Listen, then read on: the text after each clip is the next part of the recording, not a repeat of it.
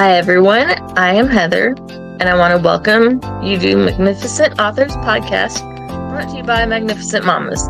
This is the show where we'll celebrate the magic of storytelling and the power of words.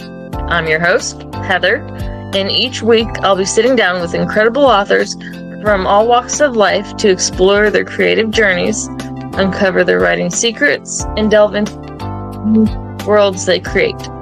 Whether you are an aspiring writer, a passionate reader, or simply curious about the minds behind your favorite books, this is the podcast for you. So grab a cozy blanket, pour yourself a cup of tea, and get ready to be inspired by the magnificent authors who join us. Let's dive in. Joined here today with two lovely authors, Ralph and Heather. Would you guys like to introduce yourself? Hi, I'm Ralph. And I'm Heather. Thank you so much for joining us today. Do you want to tell us a little bit about yourselves and how you got into writing?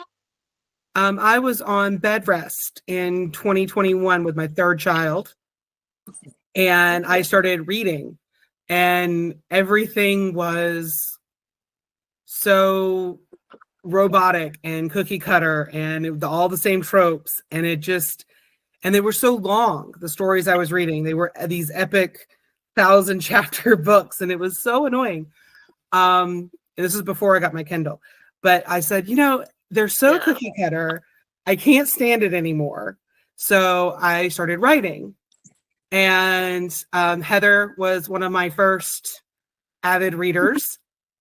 And when I got my first contract to do a paid book, Heather was going to have to leave me. But I badly needed a proofreader. I so badly needed a proofreader because I was mostly writing on my phone, and I badly needed, and so I put it out there on the internet. I need a proofreader. She was the very first to respond, and she started out just proofreading what I was writing, but then she started to really give us some ideas to move the story along, or to let me know, hey, you're drifting, or by the way, this chapter is really stupid. Perhaps you want to rewrite this. She worded it like that though. No, she was a lot meaner. And it just kind of blossomed. And recently we moved from the serial online epic novels to Amazon, putting our books on Kindle, shortened versions that are not cookie cutter and not fitting into those tropes quite as well as some of the other stuff that we had done before. But now we have paperbacks out, and just kind of evolved from really just the internet serials to what we do now. So where were you doing your serials at? Like Kindle Vella or? Well, no, on Good Novel. Okay. Originally on Dream for free.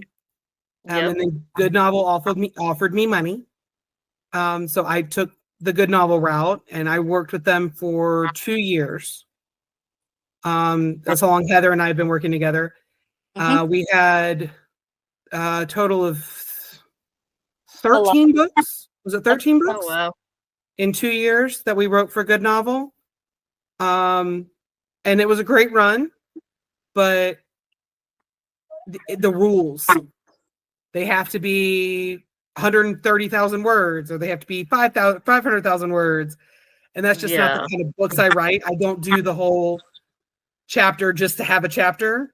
There are books you did that, like, the end of the book is nothing but, okay, well, what can we do here? Or what can we do here? Yeah. Because we're done with the story, but it's like, no, you need more words in this story. Well, what? But we're just gonna write 1,000 times? I mean, yeah. And we don't like doing that. So when we were offered my friend of mine was like, Amazon will do self-published work. And he's been working and getting our copyrights for us, and he helped build a website. He's like, let's make this instead of just doing this for fun, let's do this. So he's kind of helped us put a professional face on it. And I cannot tell you how good it felt to hold my first paperback in my hand after 3.5 years of writing for Dream and Good Novel. To have a completed paperback in my hand was unbelievable. It's exciting. I get it completely. So, how many books have you published so far? I'd say 3.5 because one of them is a supplemental. It's not as long. It's a novella, really. The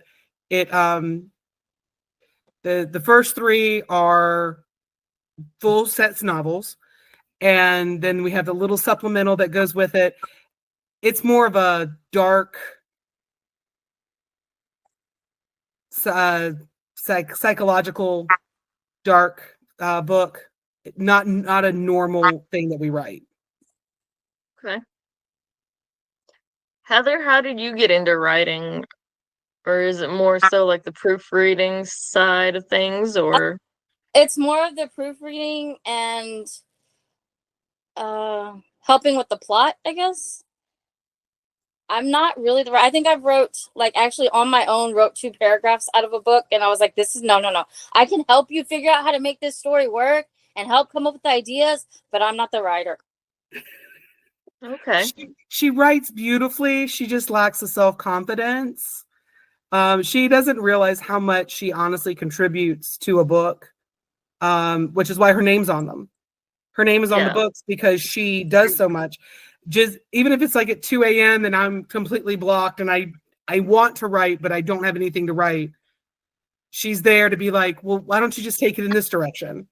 Or better yet, go to sleep and start it in the morning. But a lot of the times, a lot of the story comes from a lot of our conversations. Mm-hmm. So she does write a lot. She just doesn't realize how much she writes. Well, I consider the writing like actually literally, he said, she said, backgrounds, all that. Yeah, I don't do any of that. I just, Yeah.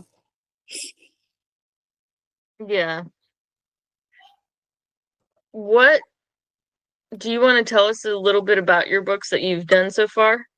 Right. So far, we're doing a series. It's a werewolf romance, and it's taken into a fantasy world. The first book is stationed right here in the United States in Colorado.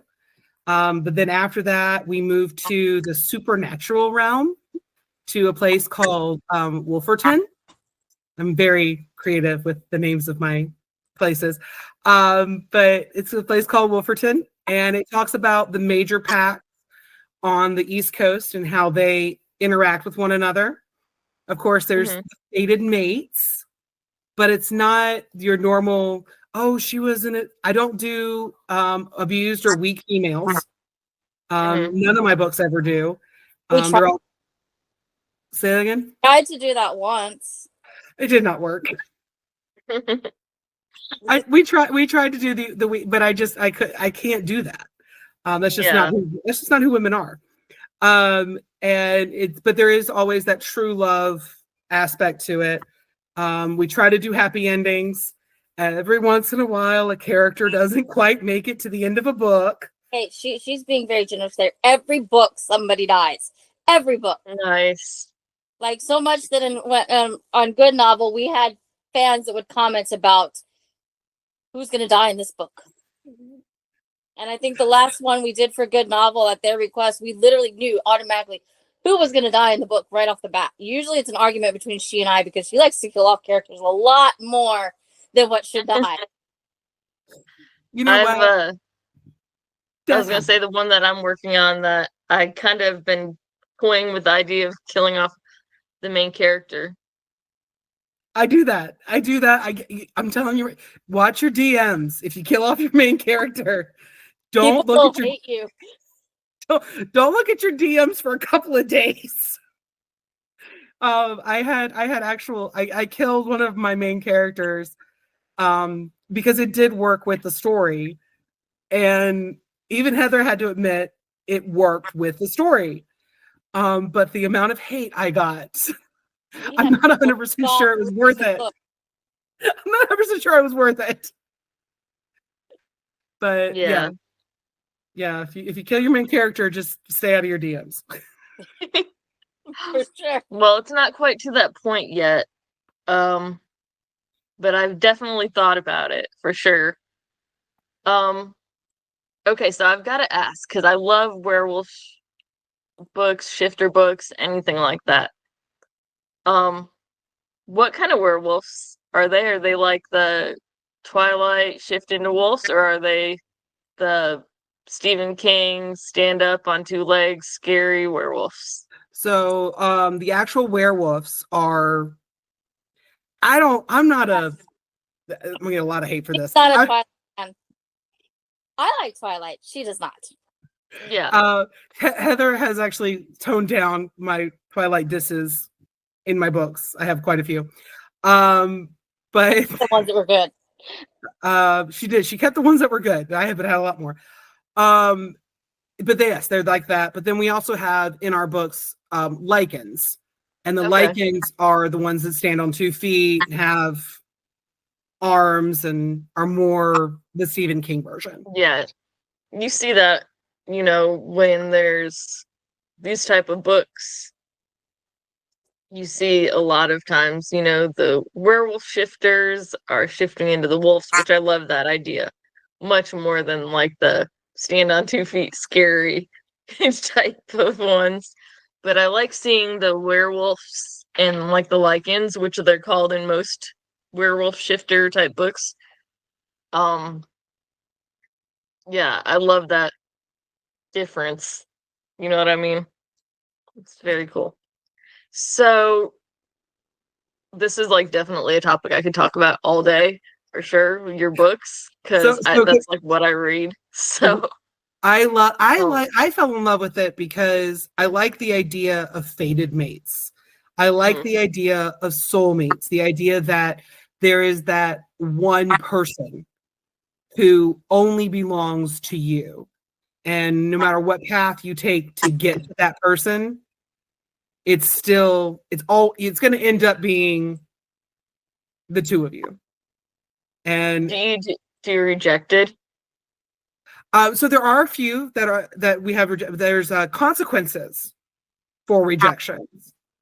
I think in this particular series, there's a couple of rejections that are justified. Definitely some justified rejections, but I also believe in second chances. I believe in redemption. What'd you say? What about like the character? There's one character that nobody likes that I gave a second chance to. Oh, this is true. Yes. Okay, it's not just the characters I like.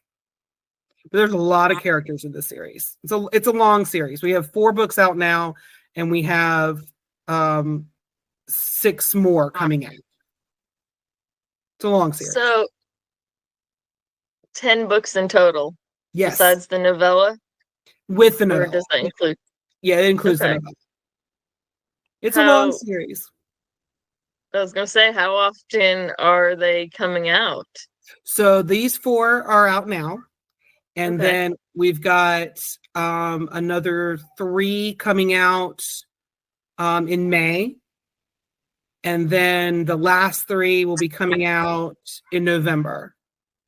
So by December, all 10 books. So within 2025, all 10 books will be published. That is wild, beyond belief. Well, these are stories that I began 3 years ago. Oh yeah, I get it. I've got like. No, I'm so sorry. Quite a few. I was gonna say I have quite a few that I'm working on that's in like the paranormal romance category. So I get it completely. The thing that's been nice about this is because they're on Good Novel, there's so many each chapter has to be left with a cliffhanger, or by a certain chapter they have to have met their mate. And since we pulled them from Good Novel by buying back the rights in that, we're able to take and expand the chapters that need to be expanded, cut out chapters that really weren't necessary, make them wait, have them wait. Because one of the books I know we just added like 3 or 4 chapters to before they ever meet, but it's all background. Yeah.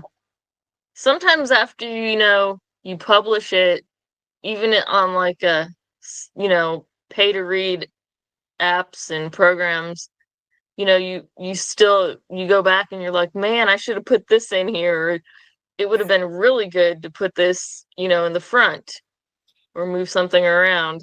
And I totally get that. And it's nice that you had the opportunity to do that. Yeah, I had an opportunity to do it when I moved them from Dream to Good Novel. And now that we're moving them again, what I really like about moving to Amazon is I get to take out the stuff that the pay to read insisted on. Yeah. So I don't have to do that. I call it fluff because there's really no other word for it. I know exactly what you're thinking of.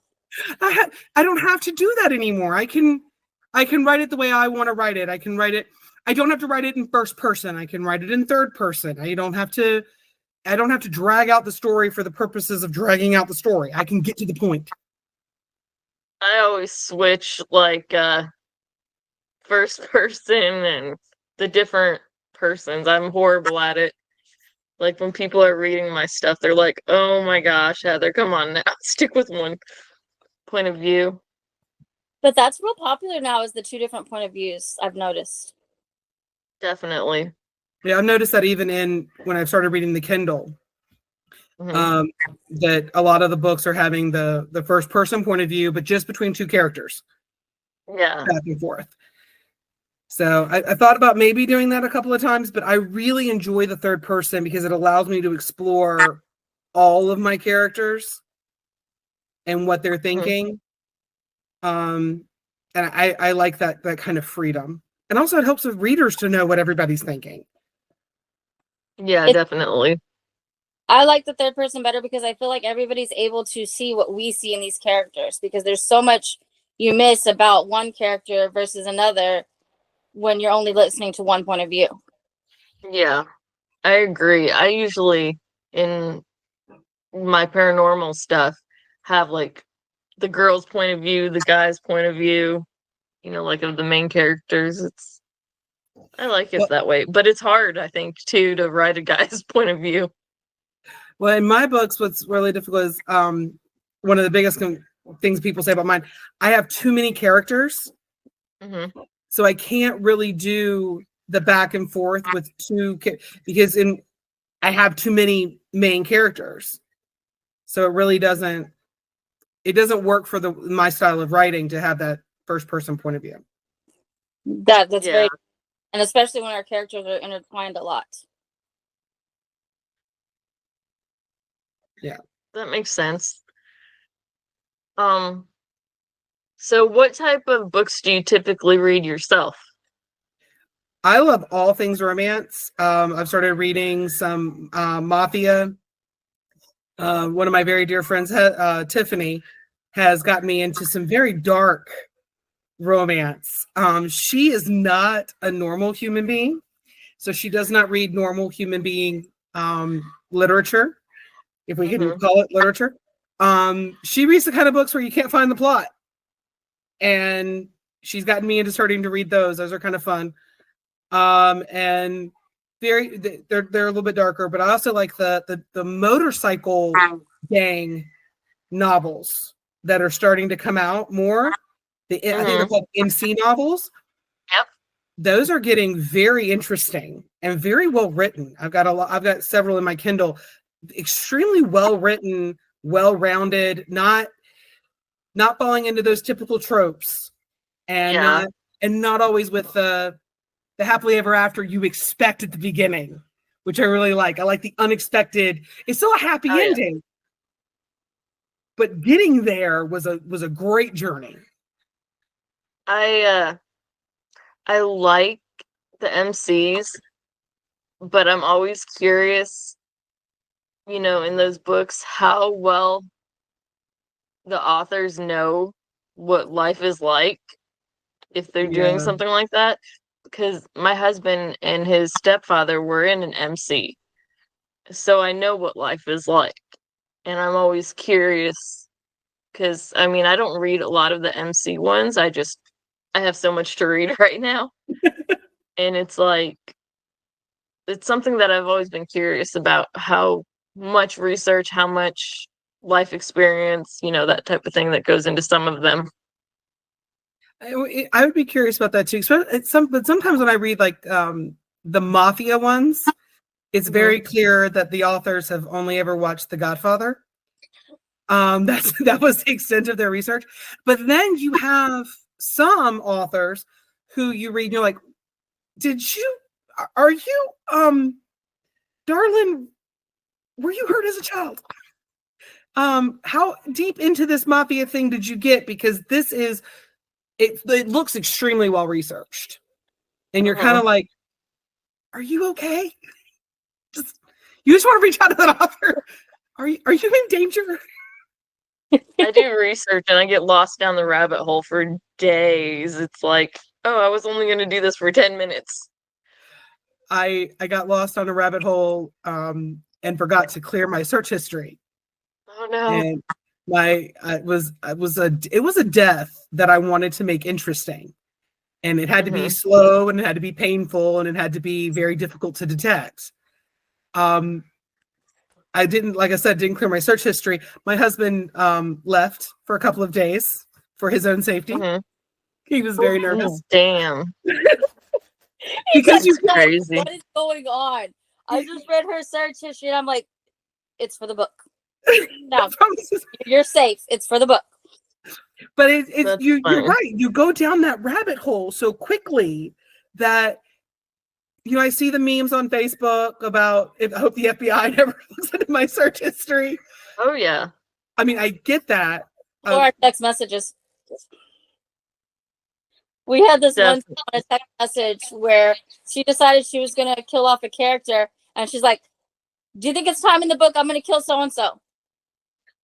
Like, maybe wait a little while, give it a little bit, and like our whole text message chain was just back and forth about killing off different characters, and because then we also realized how funny it sounded, and if the FBI read our text messages. So of course, me being me, I just made it worse and started being like, well, how many people are we killing now?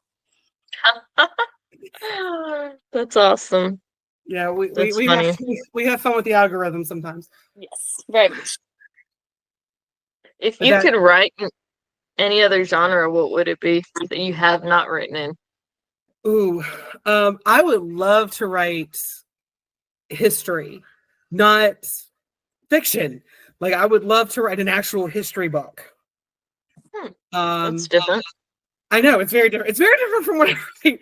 But I actually, that's my passion is history. I read a lot of historical novels that are they're not in any way fictionalized. So I would love to write one of those, but I honestly don't have the patience to do that much research. Yeah, that would be a challenge for sure. Yeah. I love history, but I don't think I could do that either. I love to read it, and I'm so proud of the authors who can do that research. Good on you. I can't. If I can't do a Google search and have my husband scared where he's packing a bag in 15 minutes, I'm usually going to lose interest. That's funny. Heather, do you have any books, any genres that you like? Anything like that? I'm more of, I just look, and if I like the way the title sounds, then I like read to see what it's about, and I'm like, oh, this sounds good, then I read it. I'm not a scary person or a horror. I stay away from those kind of things, but for the most part, I do read a lot of romance. That's nice. So do you dabble in writing at all, or just mainly proofreading, editing, that type of thing? I would say I haven't written anything other than, like I said, maybe 2 or 3 paragraphs in our books, but I'm more of the proofreading, helping with the plot and storyline, and I'm more of the background. I like being in the background, though, so it's okay. Nice. Where can I find one of you, by the way? Proofreader, tips like that. I'm telling you, put it out there on the internet and let your fans. I mean, Heather was a reader before she knew who I was. She knew anything about me. All she knew was that she could find my books on Dream. And she just had a problem with her word choices. She could not. Okay, listen. So I am an ideas person, the spelling and the commas and all of Not that. her strong suit at all. Okay, but I got some really good ideas, okay? I come up with I can do a dialogue that would make you cackle, and I could do a dialogue that would make you weep. But my commas are going to be in the wrong place. Oh, yeah. My daughter's 16, and I homeschool her, and she likes to read all my stuff. And when I'm writing, I don't go through and worry about that. And she's like, hey, Mom, you forgot a comma here, or capital here, or something like that, little things. And I'm like, okay, go ahead, fix it, whatever. And then I went through twice and name changed somebody. And I was like, here, go and change the name to this new name. She's like, okay. And went through like 2 different stories changing the name. It was hilarious. Whenever I have a name change, Heather hates me. Because I mess it up. Like especially the spelling of a name. Oh God, that's the worst. But this is why I have Heather. This is why I keep her around, because when I go off on a flight of fancy, she has to make sure that the reader, it's still coherent for the reader. Yeah. Because if it doesn't go through the Heather filter, God only knows what rabbit hole we're gonna dish down. You'll just go off on a tangent and then come back. Oh shoot, I was writing about this and these people. I think there's a couple times she wrote a whole chapter. I'm like, what did I just read? So there was one time she was unavailable and I was writing and I killed a main character without permission. And I had to go back and I had to re-alive him. Oh no. Because I didn't get it Heather approved. So I had to go back through and come up with the storyline that brought him back to life. I think we were up late at night figuring that one out too. We were. That was a very late night. And she was like, no more writing without me. You're not allowed to do that anymore. Well, don't do it. Do you read what she's writing as she writes it, or just after she writes it goes back and read it? It depends on where we're at in a story. There's been times where she just sends me, she's like, okay, I'm working on this scene. And then she sends me like the longest text ever of an entire chapter. And I'm like, okay, this is good and this is good, but this needs to go.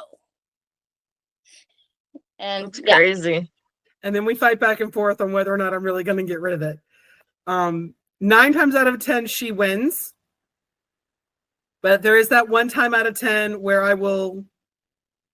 as the main writer, I will say, no, I want this. And she'll go, I care how much she really wants it. Then I'm like, this is gonna suck, but okay, let's do this. and then when we get feedback, she's immediate, or we get hate or feedback or whatever, she's immediately going, I was against this, leave me alone. I tried to stop her. I had no luck. I'm sorry, people.